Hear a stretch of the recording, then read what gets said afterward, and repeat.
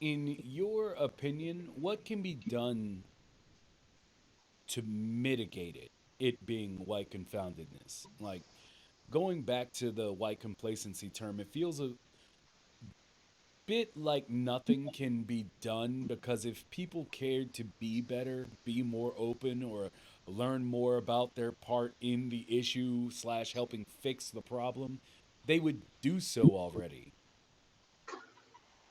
Well, I can understand the frustration you're kind of talking about within that question. But again, I try and look at things glass half full versus empty, and maybe not with rose-colored glasses, but with a sense of hope. So yeah, I've got some thoughts about mitigation, possibilities here in terms of, and we could consider them to be antidotes or vaccines as well. And I got a variety of things here. One of which would be the exploring the many values, rights, and justice principles that are universal and common that transcend race and ethnicity. And there's a host of them. I mean, we all know what they are, but they're freedom, equal rights, equity, inclusiveness, diversity, employment, wealth creation, security, safety, family, children, education, healthcare. Go on and on. And there's also voting and religion, freedom of speech, freedom of movement, and love, access to food and nutrition, housing, and more. Um, of these, I believe education is the key to understanding, our commonality, and that's what I hope to contribute to in my work through discussing my experiences and learnings with the goal of actually benefiting Black people versus comforting my own white confoundedness. In other words, I'm not doing things like even this in this interview and my writing and the blogs and all that as another, checklist thing and making me feel better.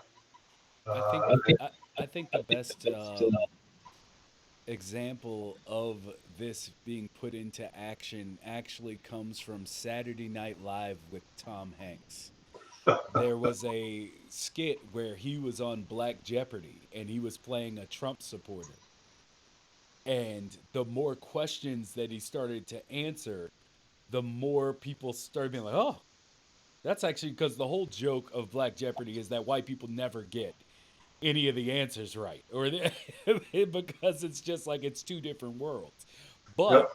as you took the Trump supporter, what people would consider to be, the trailer park dumb white idiot type, thing, but you started to see that he started answering things and they ended up being correct. And so all of the host and all of the contestants are like, "You doing all right, Doug?" You know what I mean? Like, and it's a really great sketch, but that in particular, as far as like finding the commonalities within, like that we're not different. Like no matter how much we try to put up these categories, boundaries, walls, distinctions, there's really no difference other than a preconceived notion that comes from an archaic culture. Yeah, I can't agree with you more. So yeah, sorry to interrupt. That just No, it no, really came to mind. no, that's good. Um, an element of, again, to follow through, continue on with the education thing, is through the study of Black Christianity and racial mercy. Uh, Mercy always, if I can use the word, trumps mere justice and law. So mercy, you know, should be above the law, and it is mercy that moves people to love. Uh, Contrasting the nature of white racial trauma and outrage to that within the Black experience.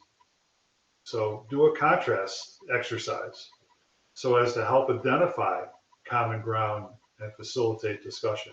Maybe like the Black Jeopardy thing you were talking about, I referenced. Yes.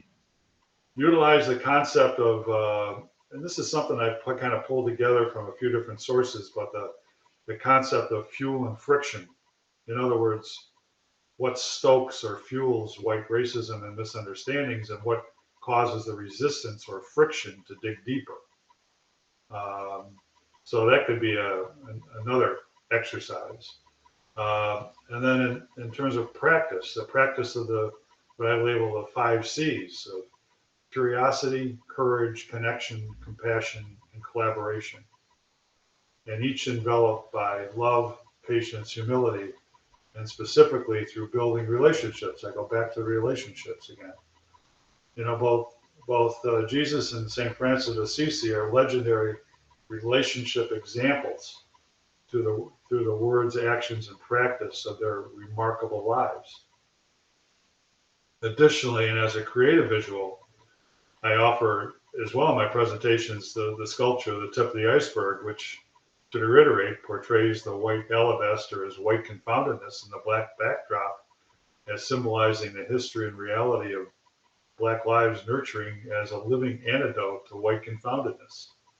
I mean, that's an art form that can be used to, encourage discussion and dialogue. Even if it's as simple as, well, what do you mean? Okay, that's a starting point. Also, from a good friend of mine, love of creator and human beings should be the center of any discussion or exercise. Otherwise, nothing will open up or change. That gets back to the heart thing or mercy thing versus the law or Yeah. justice. It's got to start in the heart. And again, to emphasize once again, all of this is premised on education, education, education, and to get to that point. So that education can take many forms, but that's absolutely a key. So would you say that regarding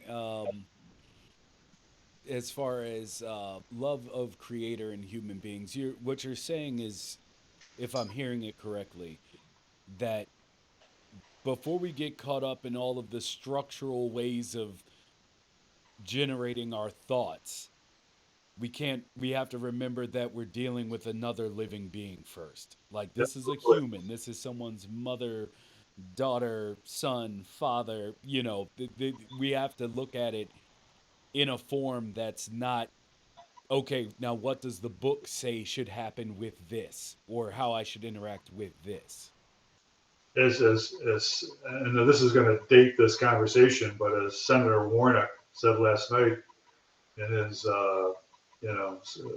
acceptance speech of winning the election, the runoff election in Georgia, he used the term imago Deo, whatever the correct Latin is, Mm, but that's from Genesis 1:26, in the image and likeness of God. So we're all in that same image and likeness, and so it has to. You're right. This has to start as the premise, and then everything else kind of not necessarily falls in place right away, but it's a great starting point.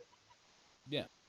And I mean, even without the, you know, biblical overtones on that, it's the same even if you aren't religious. Like, Exactly. and it's something that I feel that a lot of times, like, the atheist movement gets more right than the religious movements, where it's more accepting because without the overhang of certain ideologies, they're more willing to accept, Right. as far as like, hey, you're you, I'm me, we're living, where can Right. we find a middle ground? It's like, it's not just an argument of whose ideals on the way of life, Absolutely. And are I think acceptable. I think we've talked about this before, and it's I think there's some other things coming up here that are going to get into this as well within this discussion. So yeah, I can't agree with you more on that one. Indeed.